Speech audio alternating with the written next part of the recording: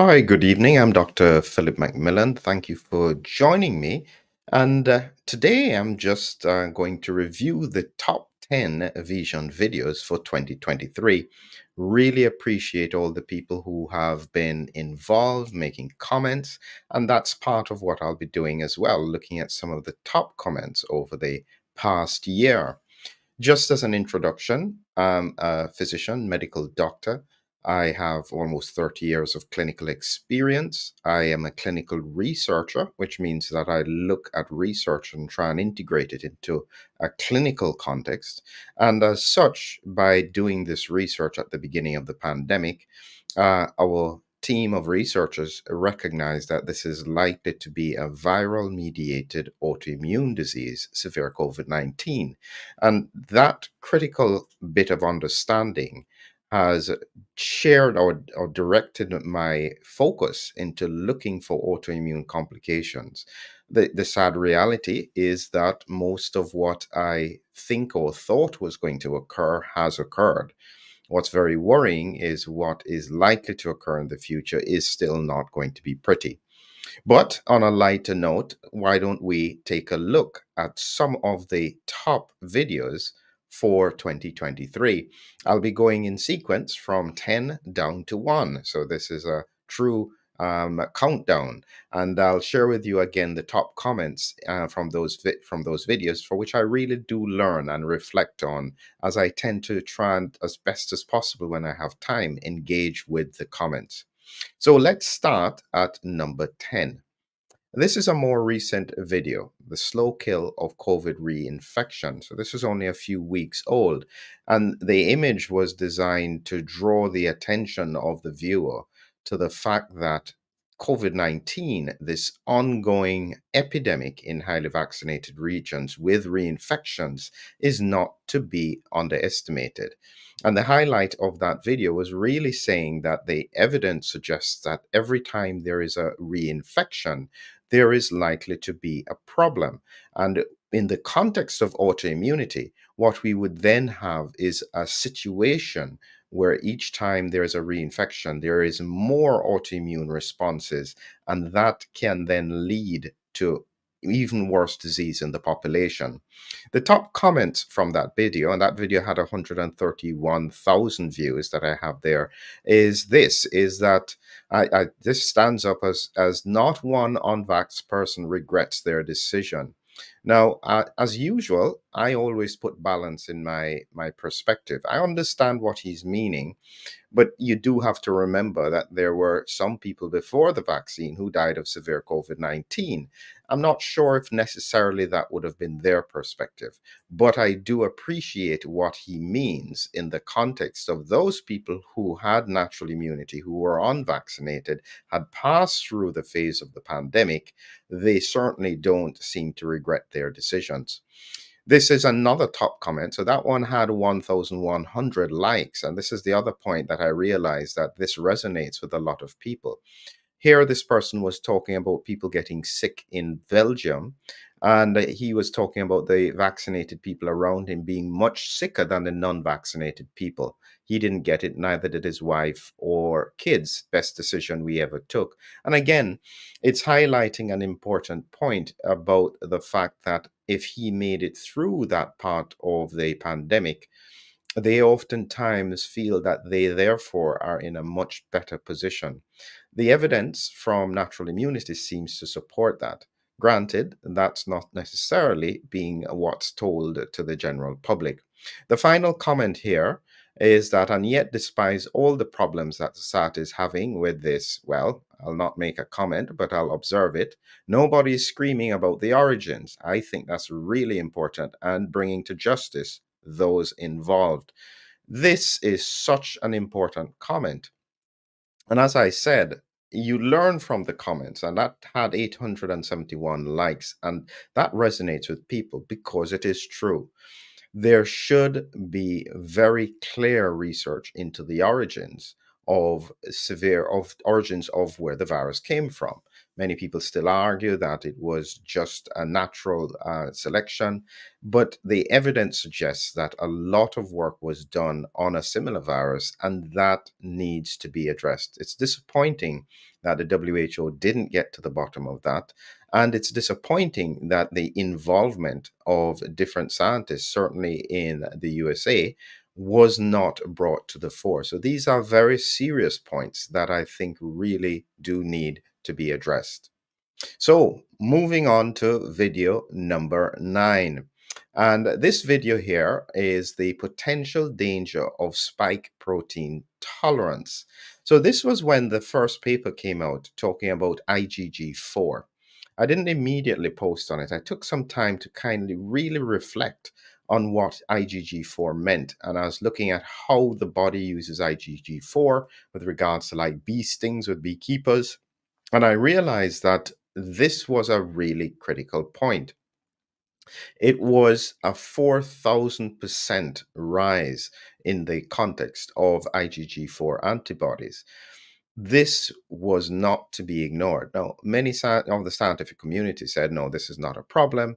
I don't know how they would know that because we've not seen that pattern before. And so what it suggested was that specifically the mRNA vaccines were driving the immune system to become more tolerant to spike protein, theoretically, therefore, from infection and vaccination. And it could be one of the reasons why we saw more circulating infection in highly vaccinated regions. Really critical point, and one that has to be addressed still properly by the scientific community. Here were some comments, and that video had about 160,000 views. So this was number 9. But the top comments there that I had been selected, which really seemed to resonate with people, 1.1 thousand likes. This person was sick with mast cell disease since birth, and they weren't sure whether it was caused by vaccines in infancy. That's possible.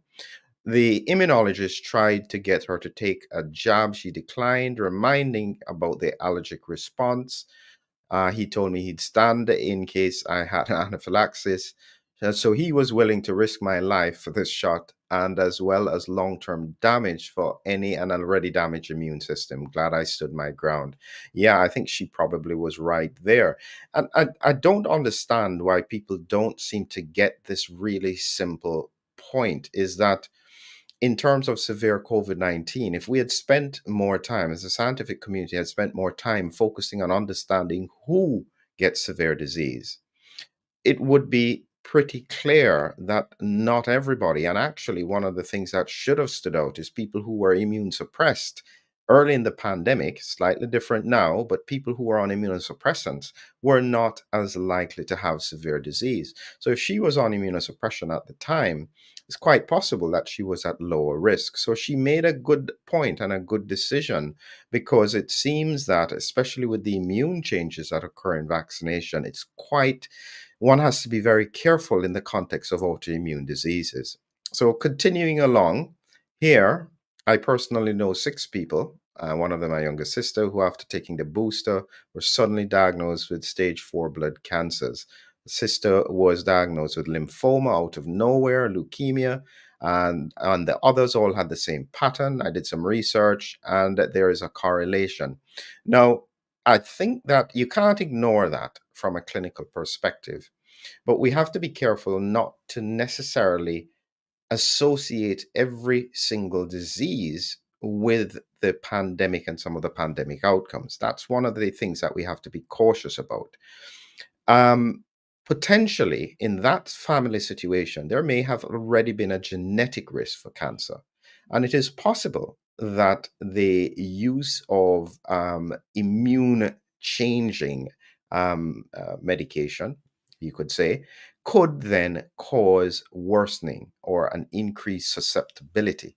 We don't fully understand it, but again, I wouldn't discount it, but I wouldn't say that this is necessarily the outcome for everyone. There must have been a reason in that family why we saw that degree of propensity, but that did still resonate with people, which suggests that possibly other people have seen the same thing. 355 likes. And then finally, here, I think many doctors have abandoned the oath they once took: do no harm. One of the things that has been coming out consistently, and I worry about this, is the perception in the general public that a lot of the decisions were driven by the doctors. Now, all I can say is that if you think carefully as to where vaccines were administered, it was not in the majority of cases in practices, it wasn't in hospitals, it was delivered from a public health standpoint. And the majority of clinicians were actually taking the vaccines in the context of almost being patients themselves. And so it's the public perception that doctors are at fault. And to some degree, they may be right, because if we had been doing more research and more challenges to what was happening, it's quite likely that it would have made an impact with how the public perceived long term safety, because we couldn't have known. So there is some truth there, but I think that it's important to add that balance and to let people know that truthfully, for the majority of them, they were not directly involved in that decision. Granted, they didn't disagree with it, which is a different context. But that was the top comments for that number 9 video. So moving on to number 8. So the number 8 video is countries with high vaccine hesitancy. What were the outcomes? This was one of my favorite videos, actually. And it came out of information that was at a conference. So they had a conference, a mining conference, where one of the presenters asked this really simple question. He says, I just can't understand how where we are in Papua New Guinea, which has one of the lowest vaccination rates in the world, how is it that they don't have COVID spreading through and causing all kinds of problems? It's not a wealthy country. It has poor health infrastructure. How is it that they survived? And so when I heard that, I went and looked at the data, whatever data that was available. And it was pretty clear that for this country with over, I think, 9 million, almost 9 million population, they only had about 670 deaths around the COVID pandemic. And so it was a fascinating concept, but the scientific community clearly didn't seem to have much interest in it because it didn't fit with the narrative. That video had 172,000 views. It's in a number 8 position.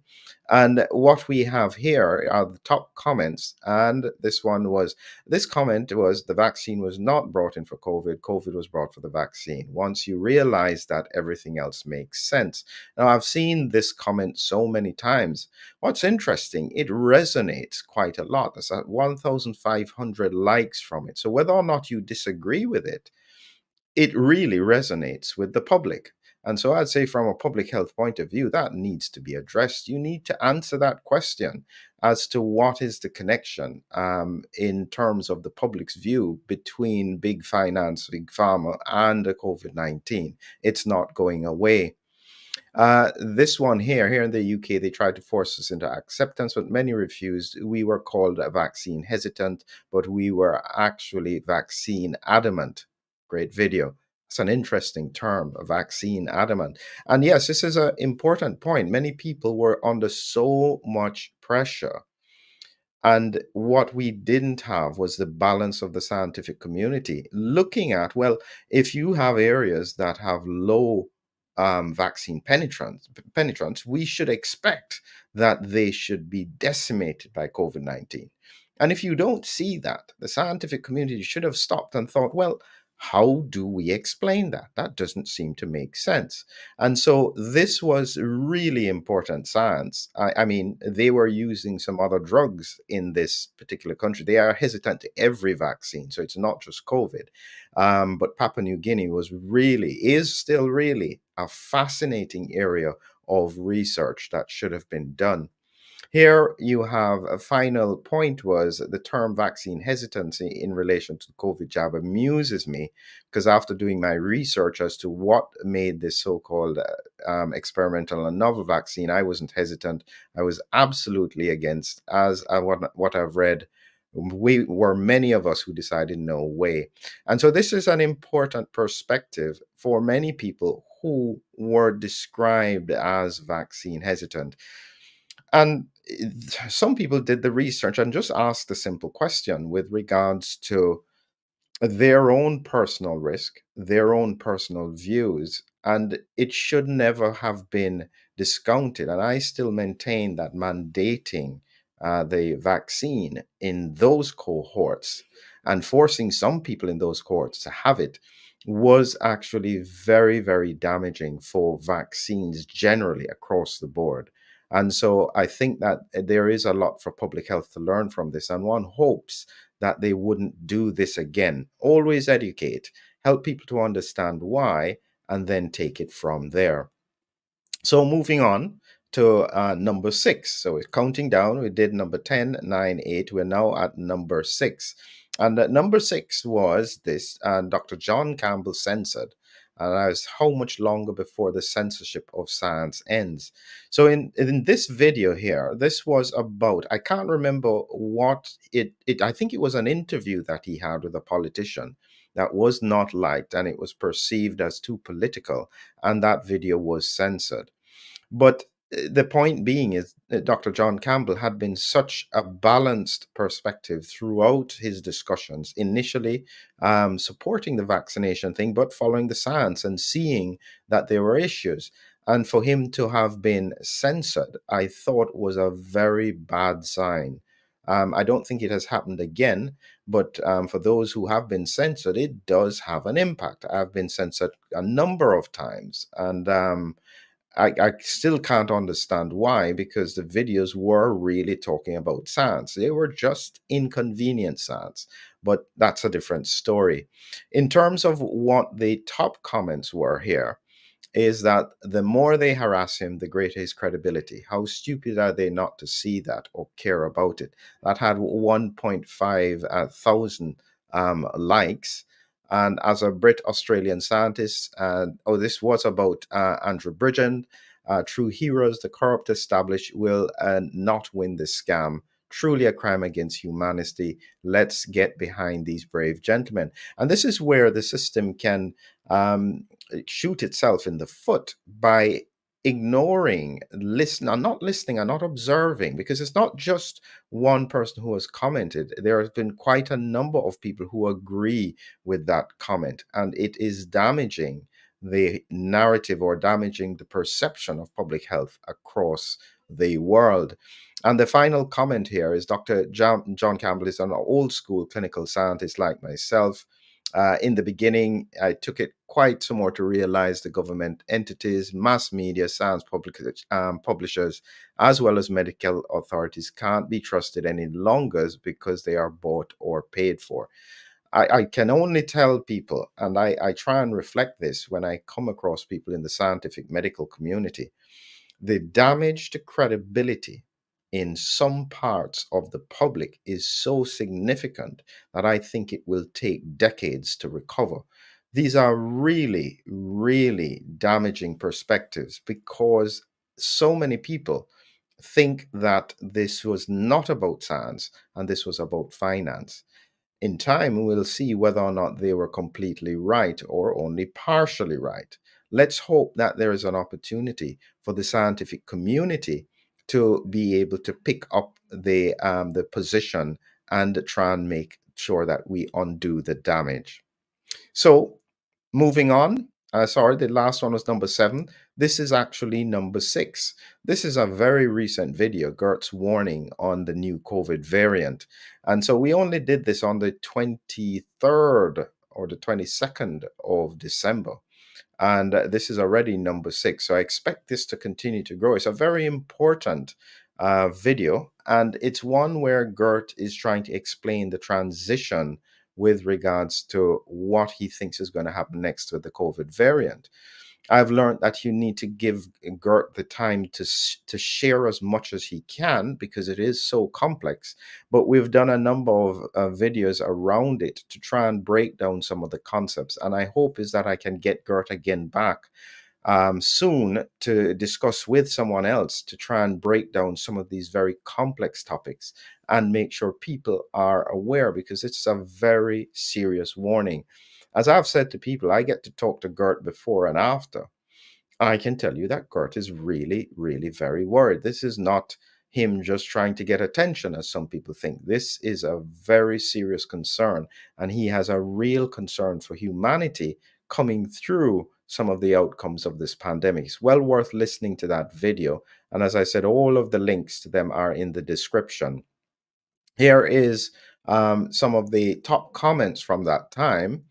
And this one is I have not made many good decisions in my life, but as soon as they started talking about vaccinating the entire world for free, I knew in my heart to not follow the masses. So I was very thankful for that insight, even though it cost me my career in education. I now have my own business and have a way happier in the long run.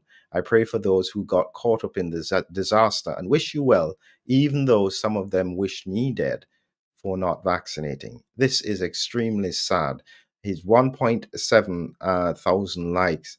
This is really touching because he was willing to sacrifice his career. Luckily for him, he made it through it. But that's the reality for many people. And that's why they almost are in a position where they don't feel they can forgive the establishment for forcing them down that route.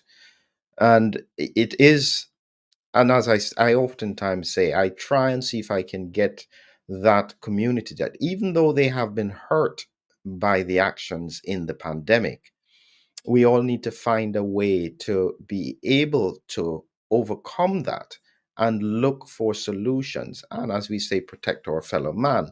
That's the hope that one would do. Because in truth, my view is that if people criticize the other cohorts in the same way they were criticized, they're not any different. And so I think that it's an important opportunity for that cohort to take a different stance and to try and look and protect their fellow man in a way that they were not protected. So it's important point. Second one here, Geert explains everything in a simple way while discussing the common sense of his position. I applaud this gentleman for his quest to get the word out for the sake of science and humanity. Absolutely right. I think that this is so important. It's not always simple, though, but he does try his best to explain it, even with the language difficulties.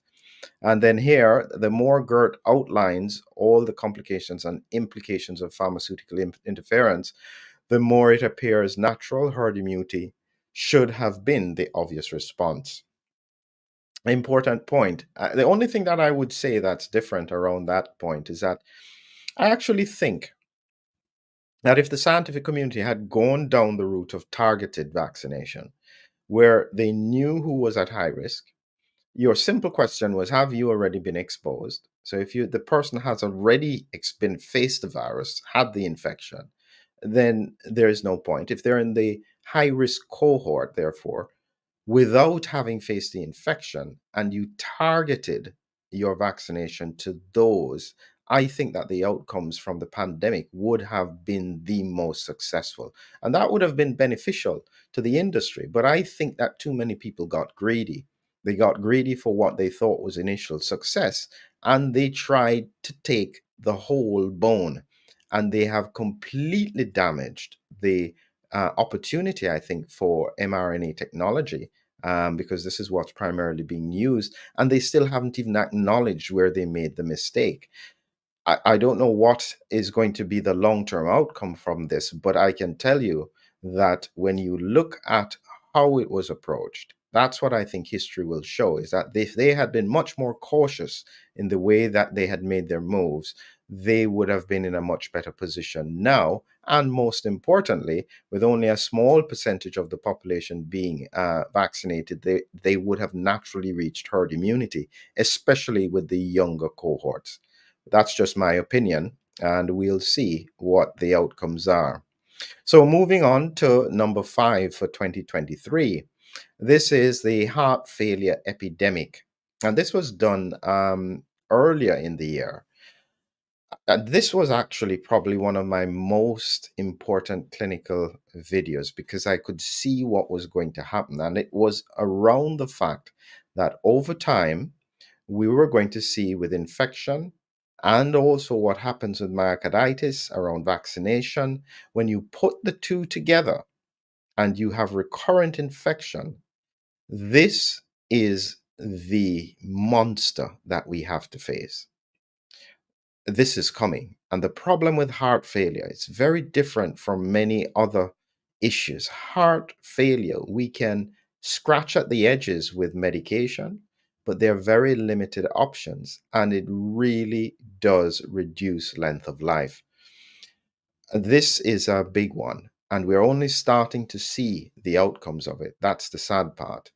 And I don't know what else to say other than from a clinical point of view, this is very, very sad. And we will see what happens in the next 3 to 5 years. Now, these were the top comments. As you can see, this had here almost 300,000 views. And this one here is, I still struggle to understand how millions of people queued up to receive into their circulation an unknown substance, and not once, but twice, 3 or 4 times. This person was in Italy, persecuted, blackmailed, threatened, discriminated, excluded from social activities and travel. And the worse I got, the more I resisted. Recent blood and urine tests show all systems working well. I did get the flu last week and in a few days without any medication. So this is an example. And I don't think that much of the population who went along with the narrative understands how much damage they did to a cohort of their own population who didn't agree with them. I mean, that was frightening to see how many people would have locked people up. They were happy for their children to be taken away. That it's just absolutely frightening that the public would go along with something like that so easily. So that reflects what happened in Italy, where they were really, really draconian with some of the rules.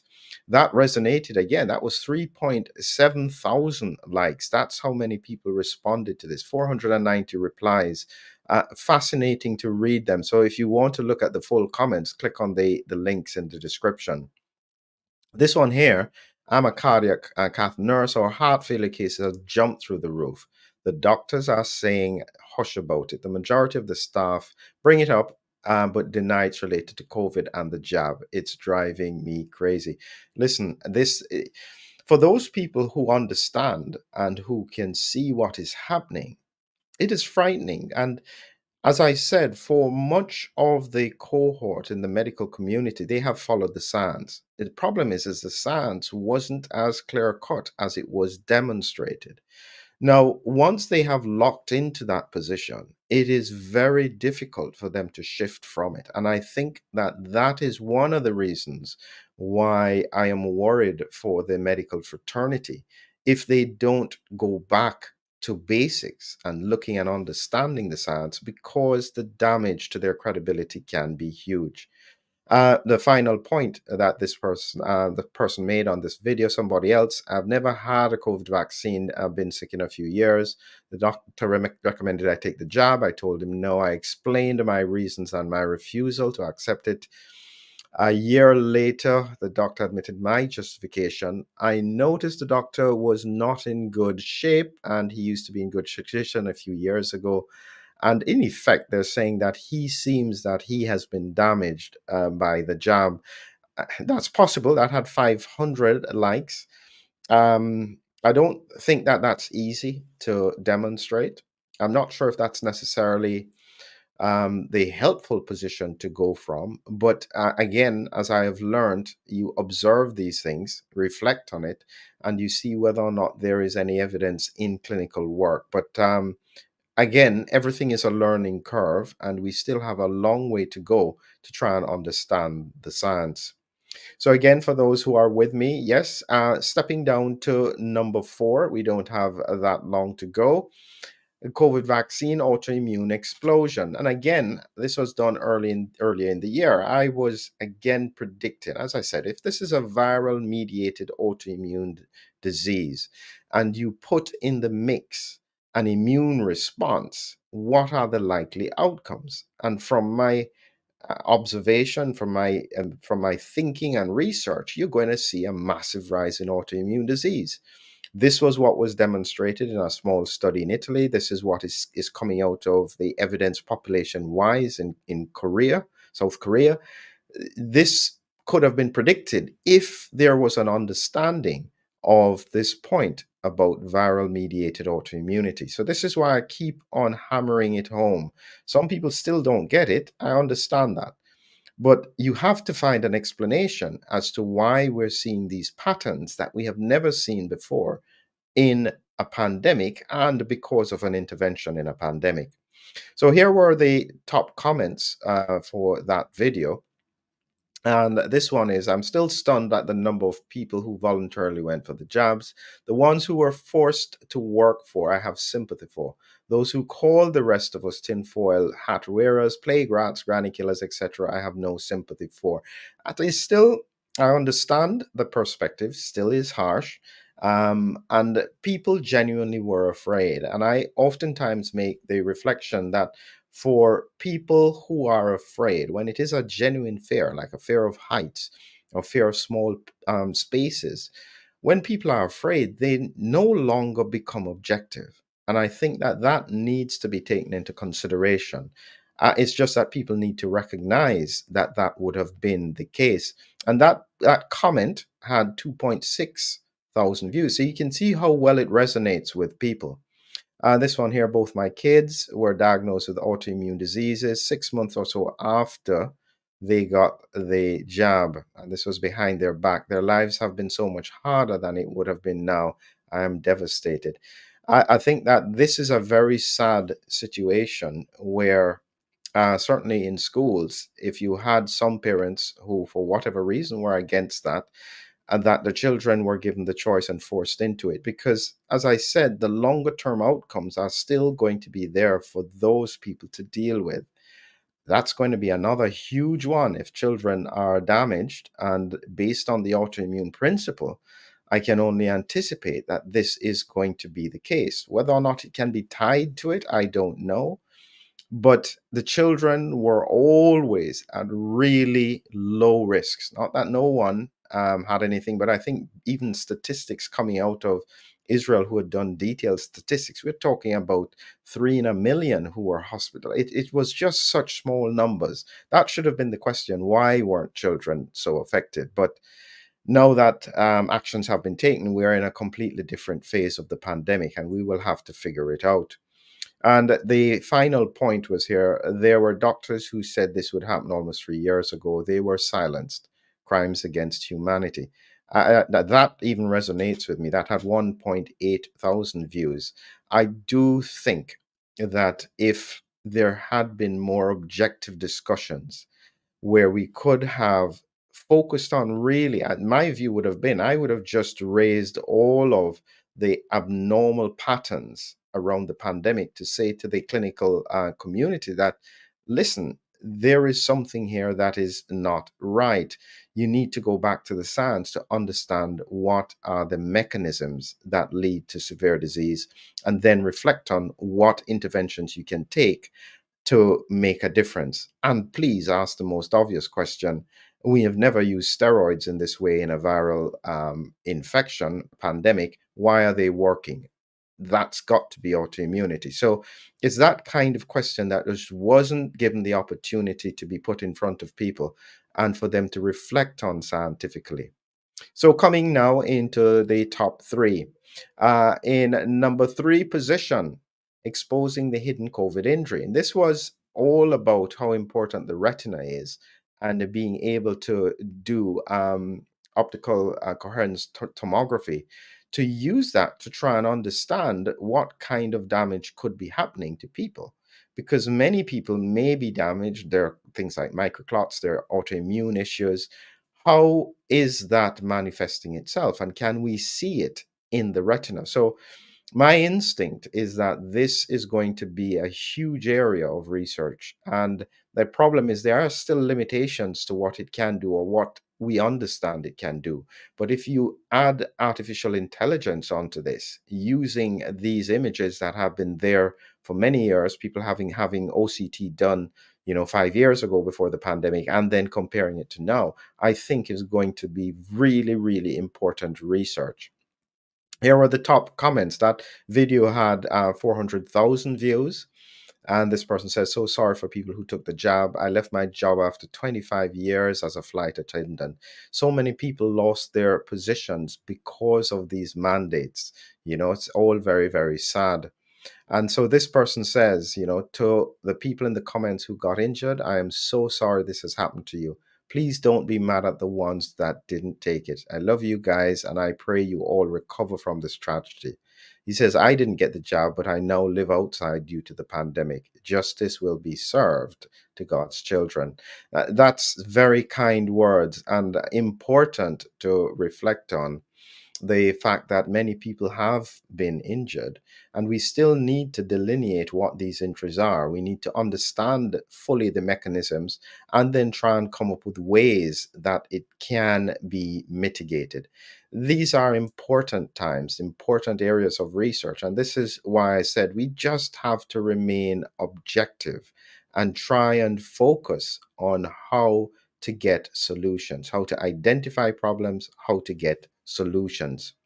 Now to number two. We're almost at the end here. So, number two is this tsunami of COVID. I can't say the word, deaths.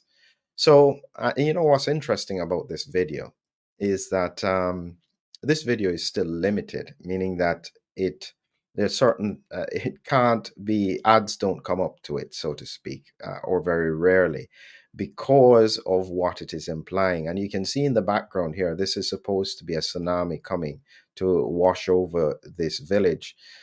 This is not a joke. I think it's just knowing how long it takes for this tsunami to hit.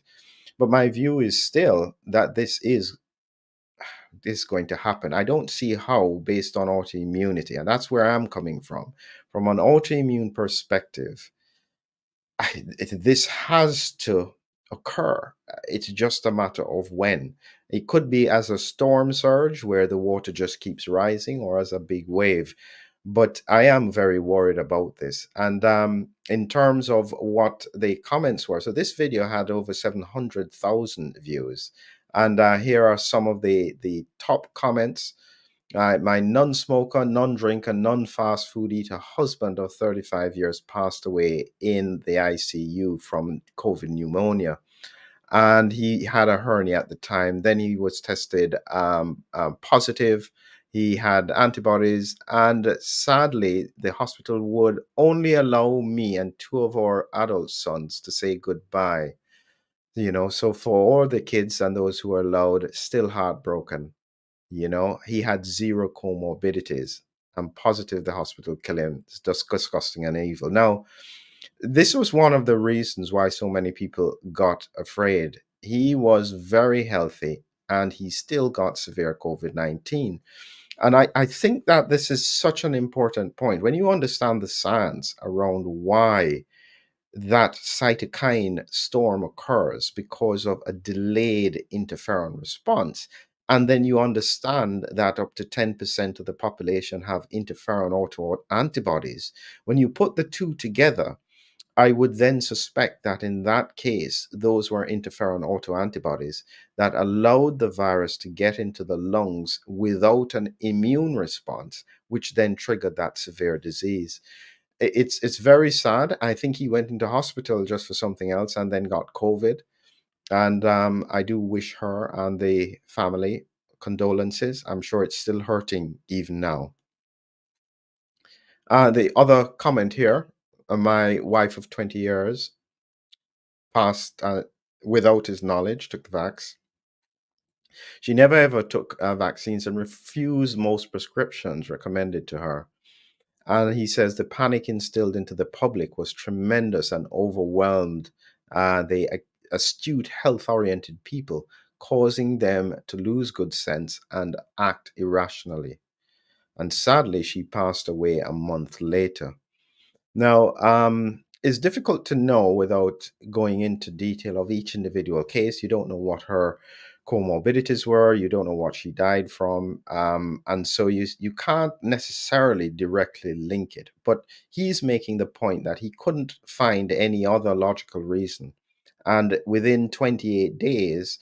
In truth, if she was in a research trial, that would have been considered a significant adverse event, and it would have been included as something to look out for. So that again is very, very sad. But he highlighted the point that so many people were made afraid that it's not surprising that they stepped aside from their instincts. As I said, fear is a very, very powerful emotion.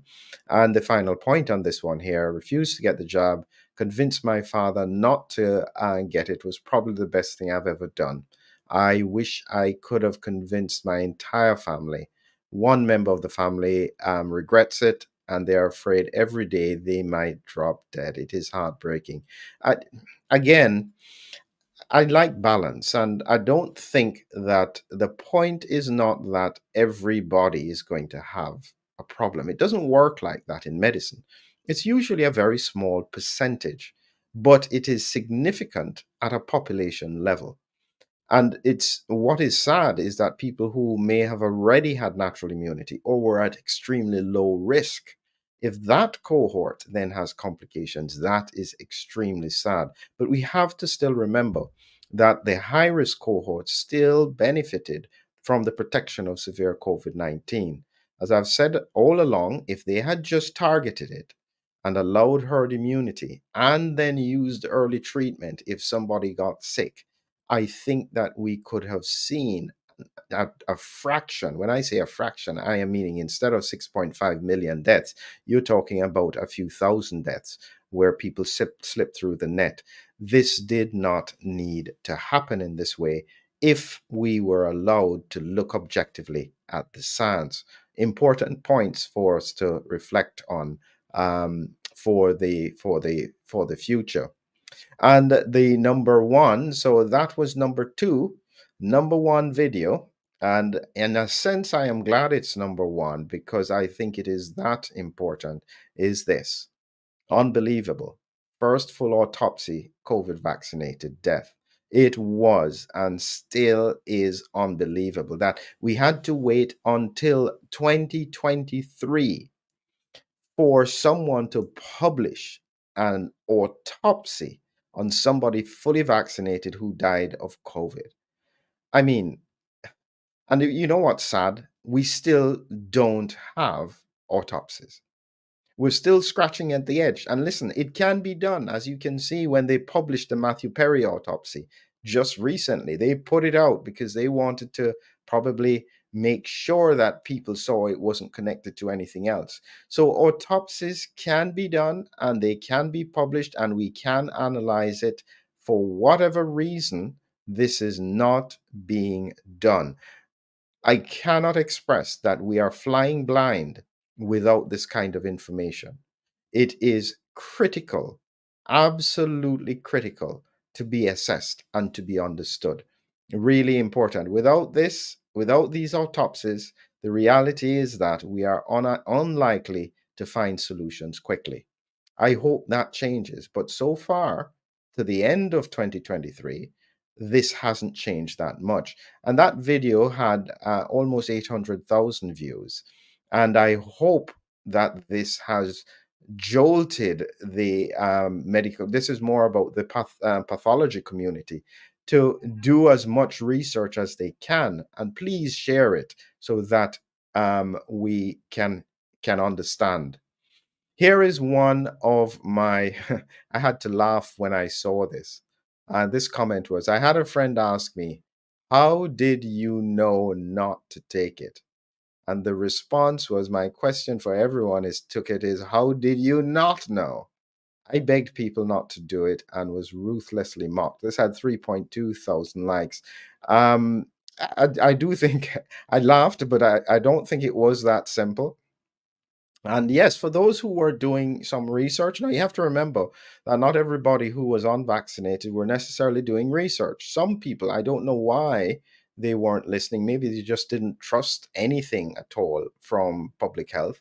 I don't know what the reasons were, but clearly that person was researching and trying to emphasize to other people, do some research, look at it. But again, it's all about risk benefit. I would have said high risk cohorts, yes, absolutely, do the risk benefit analysis.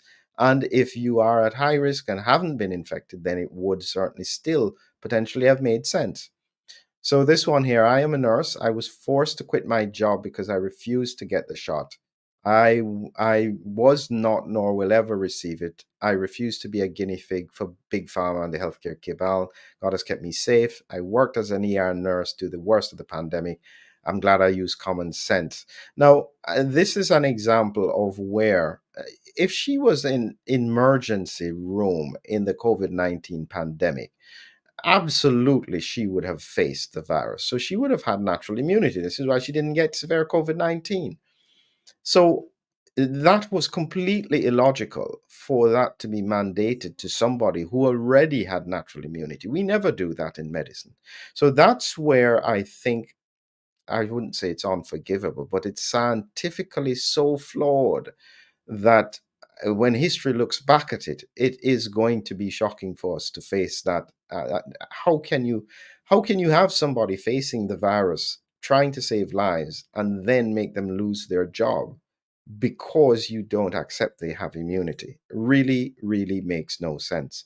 And the final comment here, I was weak and got vaccinated. It has definitely affected my heart and breathing. I can no longer go running. I so respect all those people who did not and took real courage to stand up to all that abuse and vilification. And that is sad and at the same time touching that someone was pressured because of whatever reason. It may have been work, it may have been travel, and critically, that they then had adverse events. And you know what's worse? The medical community oftentimes doesn't acknowledge that it could have been an adverse event. So this person is now struggling with long term health issues. They are now rejected both by both communities, and they were in their mind trying to potentially do the right thing. But they did end with the final point, which is that those people who lost jobs, lost family for that belief in what they were doing were actually quite strong. It was something to behold. And I think the world, again, when it looks back at this time, at this point in history, will reflect that truth with regards to that cohort of people. So, yes, that is my top 10 videos for 2023. I'm very appreciative for everybody who's been with me, and I look forward to 2024. We've had two areas of censorship in 2023, which certainly affected viewership. I'm hoping that I can avoid that in 2024 and continue to build on the content that has been done. So, for the new year, I wish you all a wonderful season. I hope that some of my predictions and some of Geert's predictions are likely to be wrong, and I would happily be the butt of jokes in the future if it turns out that there are no problems going into the next 3 to 5 years. But the truth is that I expect this to be a rough ride.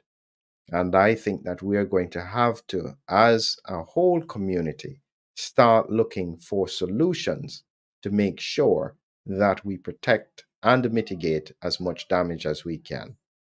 Have a happy, wonderful, and blessed New Year. Thank you very much.